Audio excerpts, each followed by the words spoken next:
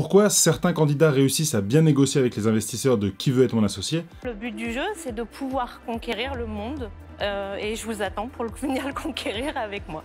Super pitch. Et d'autres n'y arrivent pas. Je fais 0 € de chiffre d'affaires jusqu'à présent. Ah punaise. M6 vient de terminer ces jours la diffusion de la 2e saison de son émission Qui veut être mon associé.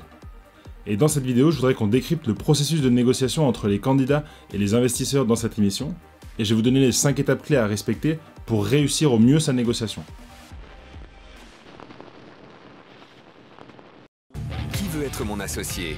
Le principe de cette émission, c'est de permettre à des entrepreneurs, des entrepreneuses avec des projets qui sont potentiellement très intéressants, de venir présenter à des investisseurs, donc des business angels, leurs projets, leur pitcher leur idée, et leur proposer de rentrer dans le capital contre une certaine somme. On vous demande l'équivalent de 80 000 € pour 10%.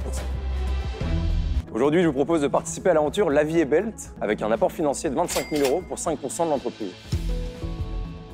Ça va souvent permettre de concrétiser un concept en un produit industrialisable ou bien de passer de petites séries de production à une plus grande série de production, et pour ça il y a besoin d'argent, et les investisseurs sont justement là pour potentiellement permettre au projet de grandir. On pourrait aller plus haut, on pourrait aller plus loin, avoir plus d'impact, et pour ça vos conseils sont précieux, votre réseau aussi, et votre participation financière. Donc les candidats, ils arrivent très motivés avec le but de convaincre ces investisseurs, et les candidats quand ils viennent se présenter, ils ont toujours une offre d'entrée. Ils proposent souvent un pourcentage du capital en fonction d'un montant ramené par l'investisseur. Et il y a une candidate qui a appliqué tous les principes de la négociation et qui a réussi à obtenir des très belles choses par rapport à ce qu'elle voulait, et vous pouvez vous inspirer d'elle pour réussir vos futures négociations.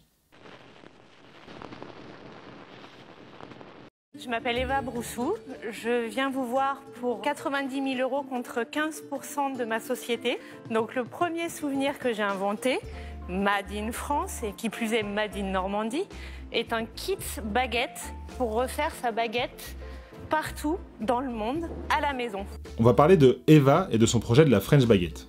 Son projet qu'elle a déjà commencé à créer et à vendre, c'est de créer un kit qui peut être vendu tel un souvenir, un kit qui permet de créer une très bonne baguette française. Il y a un petit sachet d'ingrédients avec lequel on mélange de l'eau et du sel. On a un petit moule pour refaire vraiment la forme de sa baguette qu'on peut mettre dans un four domestique. Et ça permet à n'importe qui, à n'importe quel endroit du monde, de se recréer une baguette française qui est un des symboles de la gastronomie française. Elle est arrivée avec beaucoup de dos dans l'émission, elle pensait pas forcément trouver un investisseur intéressé, et finalement elle pitch parfaitement son projet, on voit que c'est un projet qui lui tient à cœur. Contrairement aux apparences, je ne suis pas une boulangère.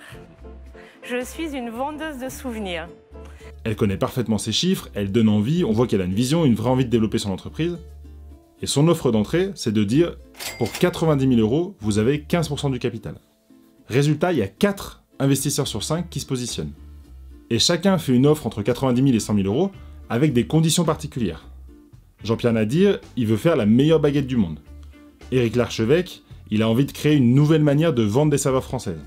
Delphine André, elle propose de partir vers un canal de distribution via l'hôtellerie haut de gamme. Et Anthony Bourbon, il est plus intéressé sur la partie ingénieur agroalimentaire. Suite à ces offres, l'entrepreneuse décide de prendre un moment pour réfléchir et revient avec une contre-proposition et propose à 2 investisseurs, Delphine André et Anthony Bourbon, de s'associer ensemble. Finalement, le créateur de Feed refuse et c'est finalement un deal qui va se faire entre Delphine André et Éric Larchevêque pour 200 000 € contre 34% de la société. Donc le résultat, elle cherchait un investisseur pour 90 000 €, 15% de la société.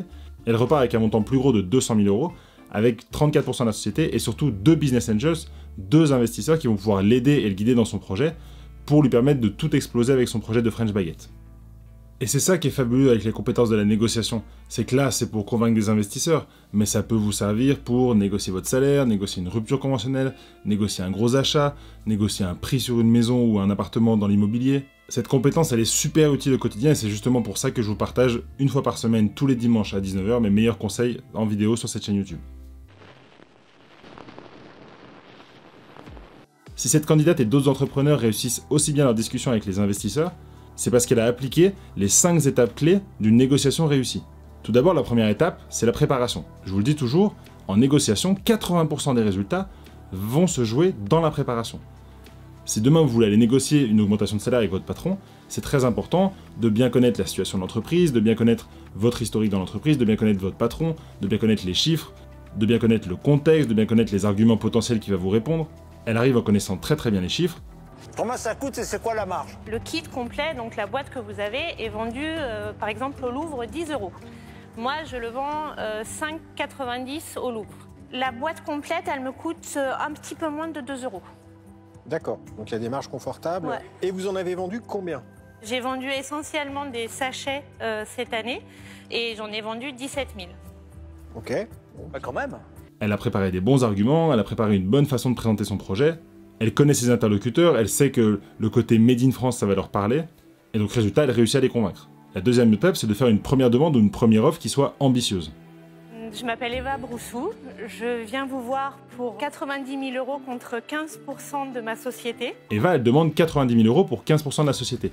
Si ça se trouve, pour que son projet soit rentable et ça fonctionne bien, en vrai, elle a besoin de 70 000 €. Mais elle fait une première offre qui est ambitieuse. Et je vous invite à faire la même chose dans vos négociations. Si vous cherchez à négocier un salaire brut mensuel de 2 500 €, peut-être que la première demande que vous devez faire, c'est de demander 3 000 €. Ce qui fait qu'après, vous allez pouvoir avoir une petite marge de négociation, et quand vous arriverez à 2 500, vous serez satisfait, et la personne qui vous accorde l'augmentation aura aussi l'impression d'avoir gagné sa négociation. De la même façon, si vous voulez acheter un appartement et que votre budget limite c'est 140 000 €, faites une première offre à 125 000, ce qui fait que vous aurez après un petit peu de marge pour remonter. La troisième étape, c'est de comprendre la proposition et de prendre le temps de la réflexion. En négociation, le temps, c'est hyper important. Je vous conseille toujours, et je conseille toujours à mes clients, de prendre le temps de négocier. N'allez pas négocier si vous devez prendre une décision dans l'heure, c'est pas possible. Parfois, on peut être un petit peu animé par des émotions, dans le cas d'Eva, ça peut être de la joie, de la satisfaction, et donc on a envie de prendre très vite une décision. C'est très important de se poser, de souffler un moment, et de prendre la décision à tête reposée. Eva, quand les investisseurs font leur retour, elle va pas tout de suite décider, tiens, je vais partir avec toi ou je vais partir avec toi. Non, au contraire, elle prend le temps de réfléchir, elle prend le temps de voir quel serait le meilleur scénario, et ensuite, elle revient avec la quatrième étape d'une bonne négociation, c'est-à-dire une contre-offre qui soit intéressante. Et là, on voit qu'elle a la possibilité de proposer une contre-offre ambitieuse parce qu'elle est en position de force. Si elle n'avait eu qu'un seul investisseur, elle aurait certainement accepté la proposition, même si c'était une proposition plus faible, même si c'était 90 000 € contre 30% de la société. L'avantage d'avoir 4 offres, c'est qu'elle est en position de force. Elle peut choisir l'investisseur qu'elle souhaite, et elle peut même proposer quelque chose de plus ambitieux. De la même façon, dans vos négociations à vous, si vous allez demain négocier un devis avec des artisans pour des travaux, faites en sorte de toujours avoir plusieurs offres. Vous n'allez pas réussir à négocier avec un artisan si vous avez que son offre à lui. Alors que si vous avez au moins 2 ou 3 devis, vous pourrez les comparer, vous pourrez éventuellement dire « j'ai trouvé quelqu'un qui est un petit peu moins cher que vous sur telle partie du devis, est-ce que vous pourriez faire un effort ?» Et le fait d'avoir plusieurs offres comme ça vous donne cette position de force qui vous permet de beaucoup plus facilement faire une contre-offre plus agressive et plus intéressante. Et ensuite, la cinquième chose, c'est tout ce qui est concrétiser la négociation. Quand vous avez fini de vous mettre d'accord lors de vos négociations, c'est très important de reclarifier, peut-être par écrit, par un mail ou par un courrier, ce que vous avez dit, ce sur quoi vous vous êtes entendu, pour ensuite passer à l'action et appliquer le résultat de la négociation. Si c'est une négociation de salaire, pensez bien à redire ou à redemander un papier qui récapitule le nouveau montant du salaire, la date où vous commencerez à toucher ce salaire-là. Et là, sur Internet, on voit que justement, plusieurs mois se sont écoulés depuis la fin de l'émission, mais que ça s'est mis en route pour Eva, qu'elle a eu ses business angels au téléphone, que ça lui a permis de prendre des bons choix pour son entreprise et de bien lancer l'entreprise comme elle le souhaitait. Bref, elle a appliqué les 5 bonnes étapes d'une négociation et ça lui a permis de réussir son projet. Et moi, il y a une fois où j'aurais adoré être aussi clairvoyant dans mon projet, c'est quand j'ai acheté pour la première fois dans l'immobilier quand j'avais 24 ans, mais malheureusement, j'ai perdu 30 000 € dans l'affaire. Je vous avais raconté tout ça dans cette vidéo, je vous invite à la voir, je vous raconte 7 erreurs classiques dans son premier achat immobilier. Allez, on se voit là-bas au dimanche prochain, et d'ici là, négociez mieux et soyez audacieux. Ciao!